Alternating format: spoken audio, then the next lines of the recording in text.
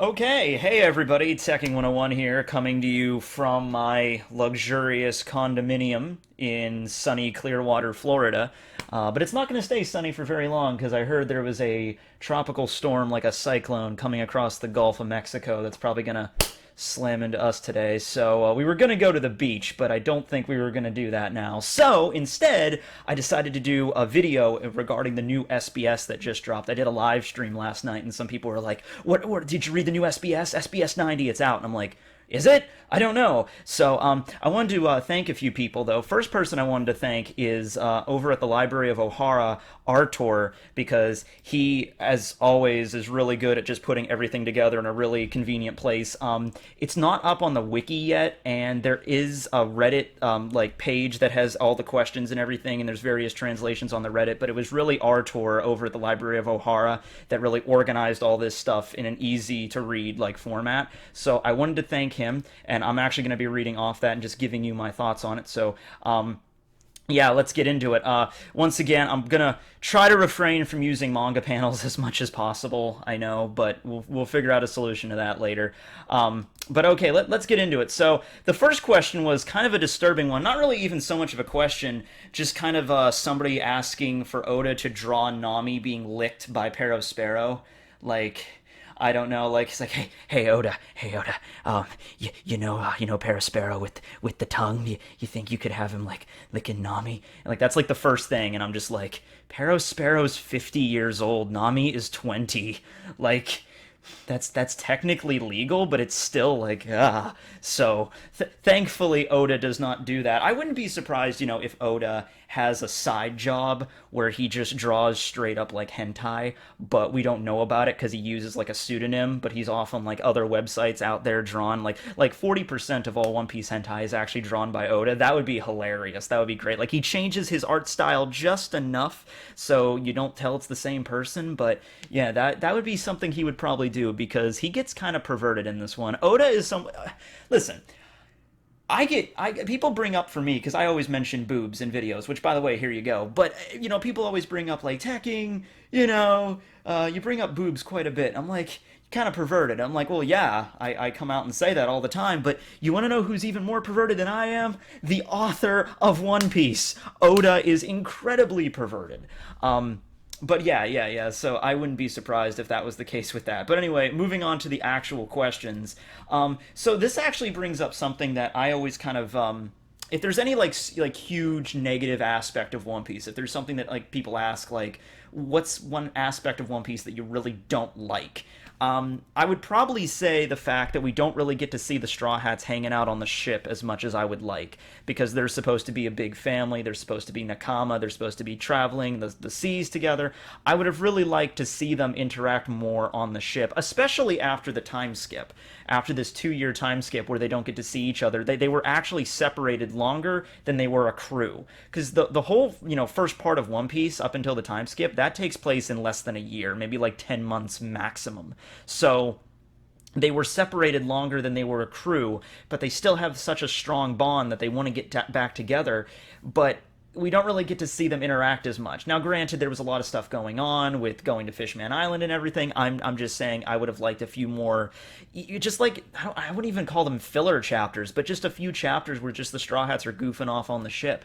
But this question is like, Nami is going out to become the greatest navigator, right? She wants to draw a map of the world, which is something that I guess doesn't exist, a map of the entire world.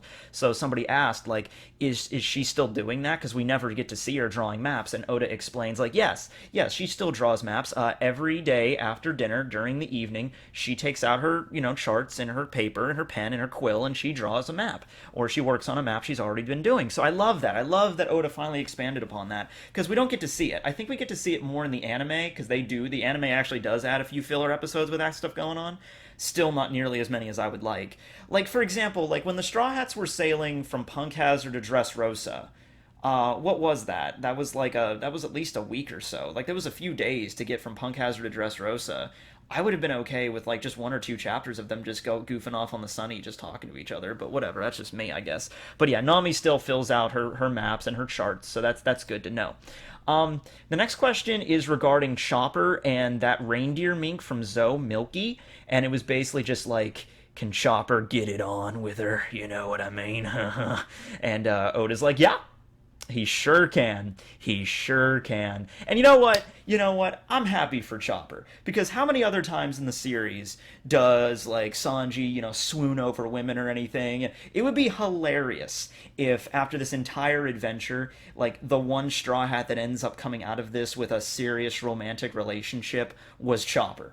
That would be great. It wouldn't be Sanji and Nami or Robin. I get a lot of Robin and Frankie people. I'm kind of okay with that. But it wouldn't be any of that though. It would just be Chopper, the least expectant one out of all of them. Well, I guess no. I guess the least expecting one would be Luffy.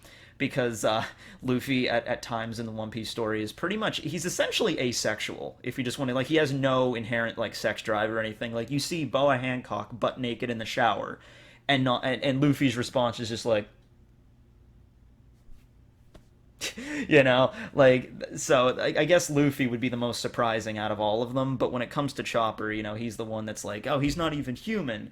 Well, technically he's like half human, but you know what I mean. So yeah, if he wants to confess his love for Milky and she's cool with it and they go out, yeah, they can reproduce. So that's good to know.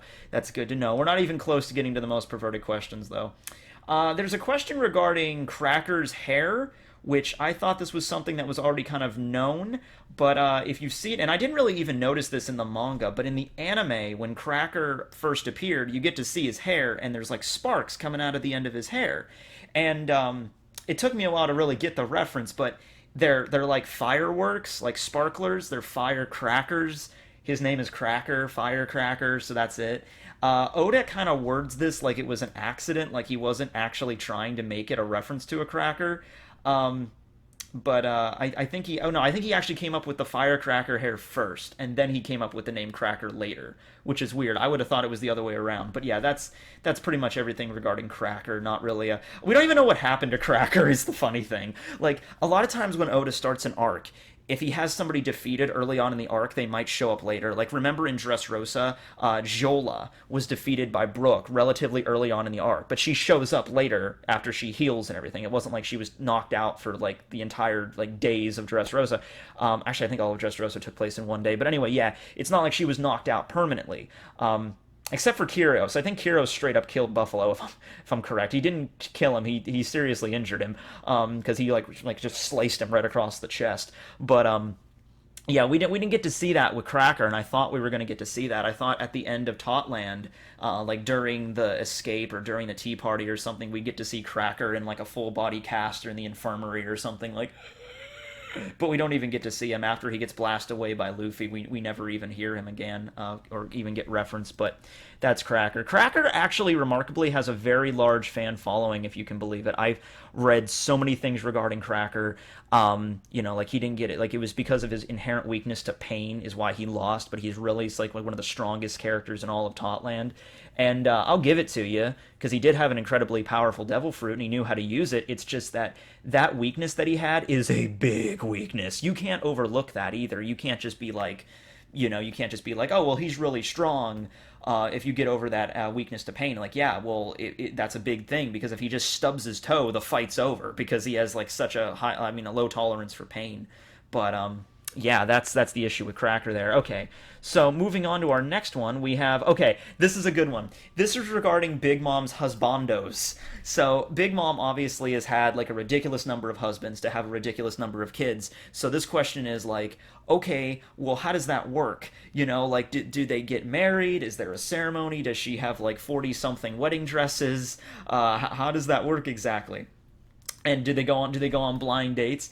And Oda's response is like, no. Like, Big Mom is a pirate. She takes what she wants, so to speak. So she pretty much, I can see Big Mom just like bursting her way into like Pound's kingdom and being like, you're my husband now. And Pound's like, oh, well, do I have a say? No, you don't. You do not have a say in this. Get in that bedroom right now. Actually, we'll do it here. So Big Mom bursts in. She takes what she wants. She gets some kids, and she just tosses the leftovers away, so to speak. The leftovers in this case being a husband. So yeah, there's not like a big wedding ceremony every time she gets hitched. I don't even know if you want to consider them getting hitched, because I don't even think an actual wedding takes place. If it does, it's very superficial. Just like, oh, it's like a Las Vegas kind of marriage. Like, okay, now I now pronounce you man and wife, and you may kiss the. Oh, okay, they're getting at it already. And then after she gets pregnant, they just throw them away. So. Yeah, that's the situation there. Big Mom cares a lot more about her own children getting married, because that increases, connections, and she cares a lot more about like sweets and stuff. So that's what she'll have like tea parties for. Maybe if she was in the mood for certain sweet, like I really want cake today. Like when does Big Mom never not want cake? But like she really wants cake today. So in that case, I'm gonna have a wedding, and it's really gonna be fancy, but not really because I care about my husband. I don't really give a shit. It's just that I want some cake, and we can have an excuse to throw a party. That's the only way I could see her actually throwing a real wedding. You know what I mean? Okay, so the next question is a good one. It's about Big Mom's hunger pang. Basically, what would have happened if Sanji was not around to make the wedding cake to satiate Big Mom, and the head chef Stroyzen, he was knocked out from when Whole Cake Chateau fell. So someone basically was asking the question to Oda, like, worst case scenario, would Totland have just been destroyed? And Oda basically comes out and says yes, it would have. As for the people of Totland, that's kind of difficult because they would evacuate, right? Except they're in the New World, so there's really no safe place to evacuate to in the New World. And he goes on to say, like, it's a really kind of messed up situation when you think about it, because all of the people that come together that live in Totland, most of them are just ordinary civilians that are just trying to live a safe existence in the New World, and the easiest way for them to do that is under the banner of a Yonko, because no one usually screws with a Yonko. But in this situation, it's kind of like a double-edged sword, where the Yonko that is protecting their territory could also destroy the territory if Big Mom gets hungry enough. So yeah, I guess in this situation, Big Mom would have destroyed all of Totland, and then everyone else would have either had to stay there and just face the music, or try to evacuate and try to find some other safe place in the New World. But the thing is, I don't think Oda took this far enough. I think after Big Mom, like, ravaged all of Totland, I think she probably would have went out to other islands. Like, what was stopping her? I guess eventually she would just run out of calories, and her body would be rent down to, like, skin and bones. Like, literally, she would look like Brooke, and then just, like, cake, and then crash, and then die. I guess that's the best I got. But, yeah, it's an interesting question. So the next question is about Gurth. Remember her? She was Big Mom's childhood friend growing up on Elbaf, and we already knew this, and it was already, I think, expressly stated when Oda did the cover pages, like, this is the Doctor, Gurth, but somebody, of course, had to ask the question, is that the same person? I'm like, yeah. That is actually the same person that has the same name is in fact the same person. Weird. But anyway, it's good for some clarification, I guess. And Oda goes on to explain at the time when Big Mom was like 6 years old, Gurth was 12, and so now she's like 60, and actually I think she's in her 70s. She would be like 75 right now. But she's a giant, so their average lifespan is like 300. So, she's still pretty young. She's like in her late teens, early 20s as far as a giant is concerned. So she's got it going on. But yeah, she's currently working under the flag of Hyrudine for the new Giant Warrior Pirates. She's their doctor. So we already knew this, but it's good to get some clarification, I guess. And speaking of Gurth, in another context, we have a question regarding remember that scene after Luffy defeated Katakuri and he took off the hat, not his straw hat, but the hat on top of his straw hat that he got from Beiji, and he threw it on top of Katakuri's mouth to kind of, because Luffy knew that was something that he wanted to hide, and Luffy's a cool guy, so even after defeating him, Luffy's like, okay, well, I defeated you, but there's no reason for me to, debase you even further and get you further humiliated, so I'll throw my hat on top of your face so no one can see what your mouth looks like. Oda basically took that and changed it into like a... I don't even really know how to put this. Okay, so Oda's like, yeah, I do that all the time. In fact, sometimes I'll be found on the side of the street with a straw hat, but not over my mouth, but in fact over my Johnson, and in fact, I question whether or not the hat could even contain my manhood. So for those of you at home that want me just to spell it out, Oda, at least according to himself, has a really, really large Personality. We use that for boobs, but I guess it's applicable here for women, for men as well. Yeah, okay, let's go with that. I don't. Do you see what I'm working with here? This is the manga of the most popular manga in the entire world, basically just sitting there answering questions, like just letting all you guys know out there in the fandom, I got it going on. All right, next question. This is about Attach, or I always wanted to pronounce his name Attache, but whatever. It's the photographer that used to work for the world government. Remember that guy? He was the guy that appeared at the end of Enies Lobby, like during the post Enies Lobby arc when the Straw Hats were resting at Water 7. He was the one that's responsible for going around and taking the pictures of all of the pirates for their wanted posters. I'm sure he's not the only one, but he's employed by the government to do that. So he got pictures of like Robin and Frankie and everybody at Enies Lobby, and when Nami was staying at Water 7, he went up to Nami and was like, you want a picture for a magazine? And she's like, fine, but just make me look cute. And she does that thing with her hair, and that's why her picture looks like a pinup. And the reason that he failed in getting Sanji's picture, the reason that whole thing was a picture to begin with, a really bad drawing of Sanji, and that led to confusion with Duval later. The whole reason for that, you blame Attach, because he forgot to take off his lens cap, and we actually find out in this SBS he was fired for that happening to him. Not once, not twice, not 3 times, not 4 times, not 10 times, not 20 times, but 57 times. 57 times. This guy could not think to take off his lens cap before snapping a picture. You know what? The surprising thing is, he had all the options in the world. The world government, you know what? Up until this point, I was thinking they were kind of jackasses, but you know what? They gave him 57 chances. Let's imagine this for a second, okay? You are employed by the government, wherever you live, to take pictures of people. That's your job under the government payroll. Go out, take pictures of people for wanted posters, okay? So you'd think that after the first time you take a picture and it came back blank and that you forgot to take the lens cap off, you'd think after the first time you did that, they would look at you and they would either fire you right there, or they would be like, okay, this is extremely unprofessional. If this happens again, you're fired. Either they would give you a warning and be like, hey, you're supposed to be a professional photographer. This is something that's we can't use this. This is absolutely unacceptable. So it's either you're done or we're going to give you one more chance. The world government gave poor Attach 57 chances. Why so specific is my question. Why such a weird number? My theory is this. My theory is that Attach was like under direct supervision of like his manager his entire like career at the Marines, and he was like, well, you got 6 out of 7. You got this pirate crew had 32 people in it, and you got 25 of them out of 32, so I guess it's okay. But then after management changed, maybe his one manager left and another manager stepped in, and he did the mistake again. He's like, this is ridiculous, you're fired. Like it's like someone was letting him get by, because 57 chances, man, that's crazy. But it's okay. It gets a happy ending, because big news! Morgan's actually hired Attach with a new capless camera, so kind of like the digital cameras we have today, where you don't actually have to take off the lens cap anymore, or the lens cap is like, it's a shutter that'll actually automatically open. So he was actually present during the Reverie, working under Morgan's to take pictures for the Weekly Economic Journal directly instead of for the government for wanted posters. So I guess at the end of the day, it all works out for Attach. But remember, kids, Absalom was still there. He was there at Reverie.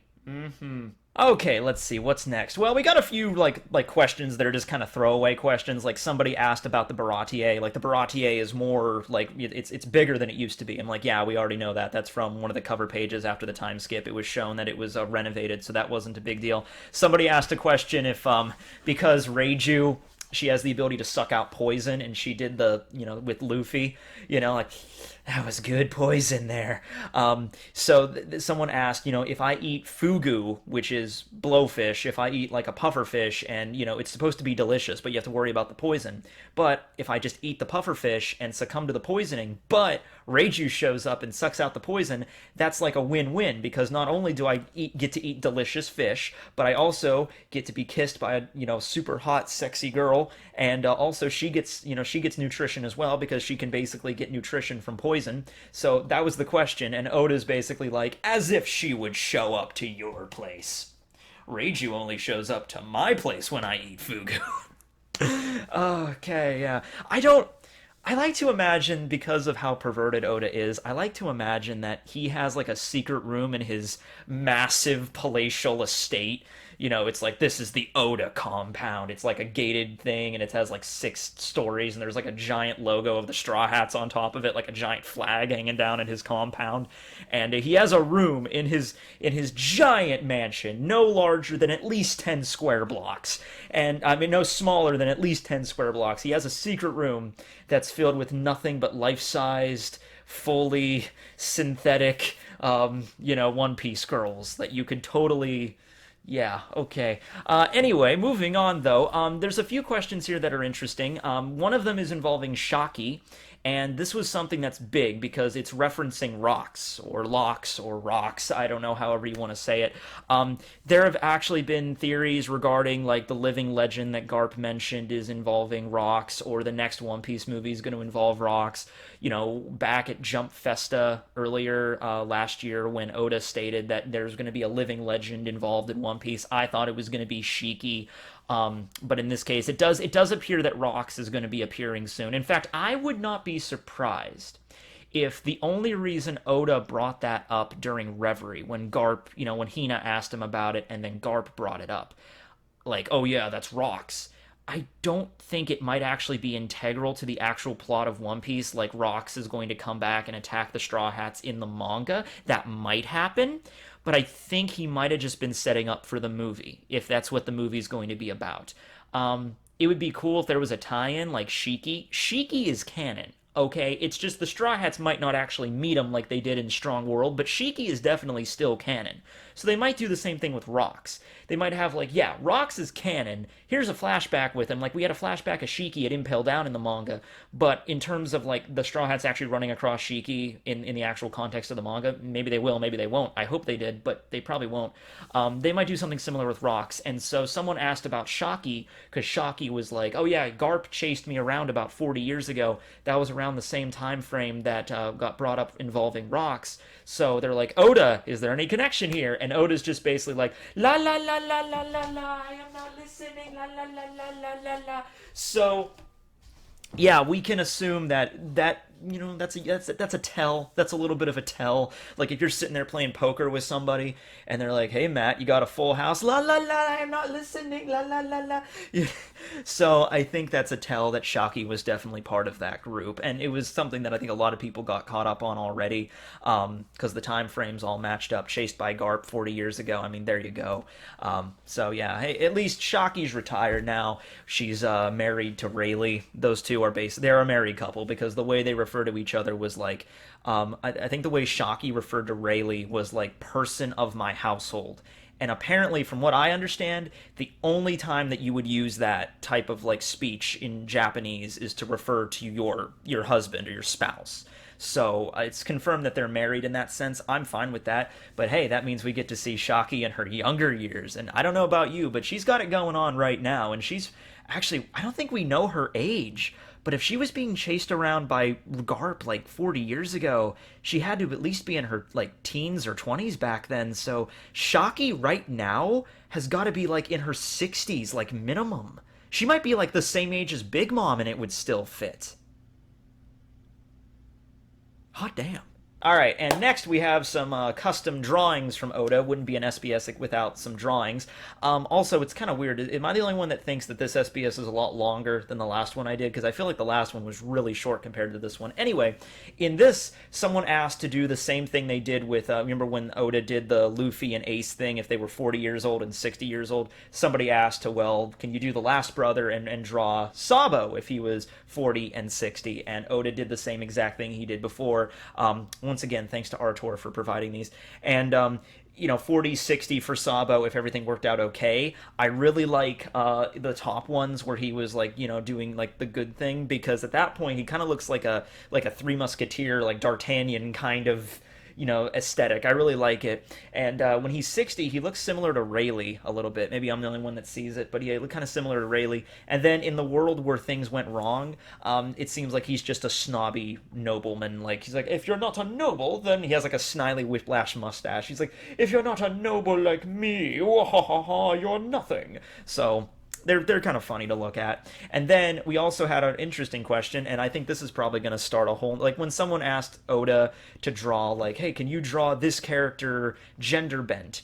He gets a bunch of questions with the same exact premise. When he drew Luffy and Ace at age 40 and 60, we're probably going to get requests from all the straw, like, just draw all the Straw Hats like that. So somebody asked that if Crocodile, Mihawk, and Doflamingo had children, what would they look like? And we get it. Here you go. Crocodile is the one on the far left, and then right in the middle you have Mihawk's kid, and then on the right you have Doflamingo's kid. Now, Oda came out and said, I don't really want to confirm one way or the other if they have children or not.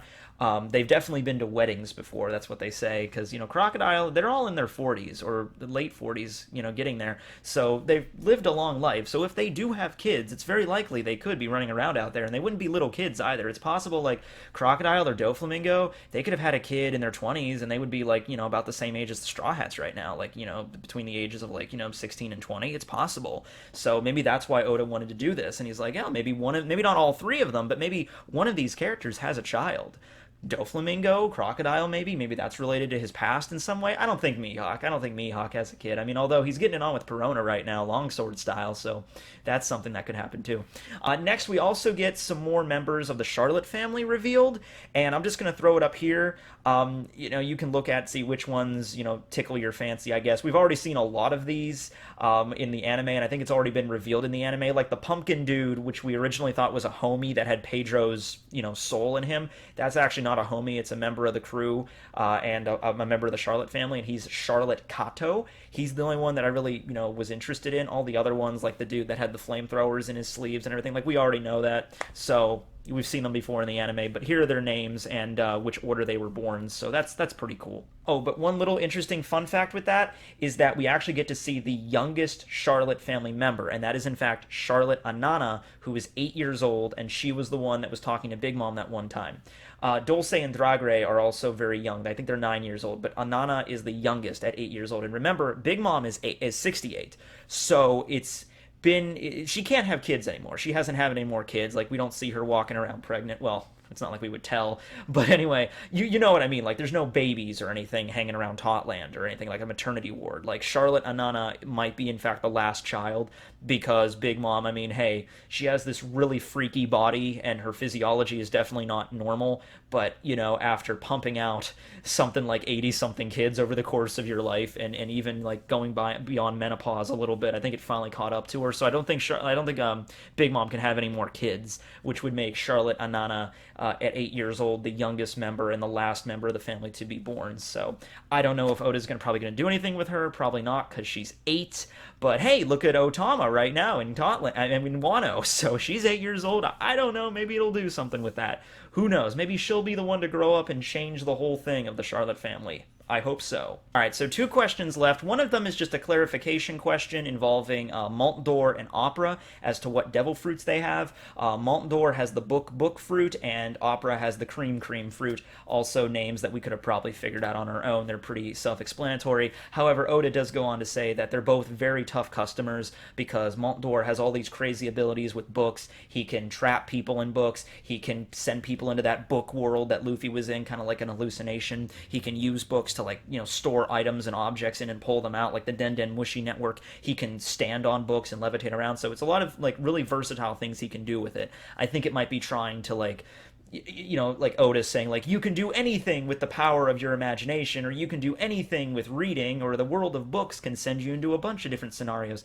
So I think that's basically the deal here. Also, you have Opera, which you might think is a pretty basic fruit because it's just involving whipped cream, but Oda does say that, well, you have to deal with a whole new aspect of it now, and that's the aspect of sweetness. So I don't know what he meant by that, but can you imagine being, covered in just a giant mound of whipped cream? I mean, on top of it being like you could drown in it because it's, it could get into your mouth or whatever, kind of like Sparrow's candy, but also it's sticky, it's goopy, it's just like all around very an unpleasant experience, I guess. But yeah, I don't think we'll be seeing much more of opera anymore, but it's nice to clarify what their fruits were. And the last question to cover here is really just what the hobbies of Smoker and Tashigi and Hina are. And the only reason I'm covering this one is because Smokers alone is worth it. Okay, let's just do Tashigi's hobbies are reading about books, which we already know that because we've seen a picture of her when she was a kid. She's a sword geek. We all knew that. And she also likes paper cutting, which is this really cool thing. We actually used to do this back in elementary school, much more simpler than this kind of stuff, but a really cool hobby if you're really skilled at it. And Hina's hobbies are going clubbing. And we kind of already know that because we see there was actually a cover page of her and Smoker going out on I don't know, a date or just hanging out. I don't know, but it looked like, that's about Hina. It's like, gets off the clock and just like, great, let's go to the club, Okay, great. But the funny thing is with Smokers, so Smokers' two hobbies, one of them is just going to the casino. Okay, that's not weird, although that got me kind of interested in why he wasn't in the movie Film Gold. I mean, come on, perfect opportunity right there, floating casino. But also his other hobby, guess what it is? It's, cigar rolling? I thought pipe collecting? No, it's pottery. Just pottery. I don't. Tashigi, get in here! What is it, Vice Admiral, sir? Check it out! I made this pottery for the kids from Pug Hazard. I hope they like it. Oh, Vice Admiral, I'm sure they'll love it. Look at it. There's a little birdie on it.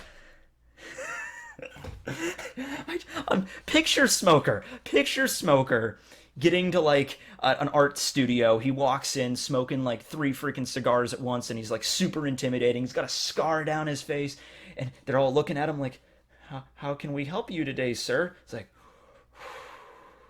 got a pottery room I could work in. Pottery room? Yeah, it's 3rd floor and, second door on next to the stairs. I'm like, thanks. And then just imagine him going in there, sitting down, taking off his leather jacket, putting on a pottery apron, and just sitting down and just putting it in, here you go, waiting for it to be in the furnace, and just, oh, that's great. There's a nick right there. I'm gonna paint it now. It doesn't fit right for him, but okay, everybody needs a hobby, I guess.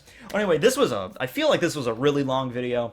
Thank you guys for watching. I apologize for the different setup and everything and the lack of images and all that stuff, but don't worry. I actually have another video I still pre-recorded for you guys later this week, and so I'll try to get out as many things as I can get out to hold you over. But yes, and I will be returning on Friday, but probably there's going to be nothing on Friday because we're going to be like traveling all the way back to PA, so yeah. But thanks you guys for watching, and let me know what your favorite question in this SBS was. My question didn't get answered again. I don't think it will be, but it was fun. And once again, just a big thank to the Library of Ohara and Artur Sama. You're Artur Sama from now on, because of just laying everything out easy for me and all that stuff. So thank you. Have a great night, everybody. Tekking101 signing out.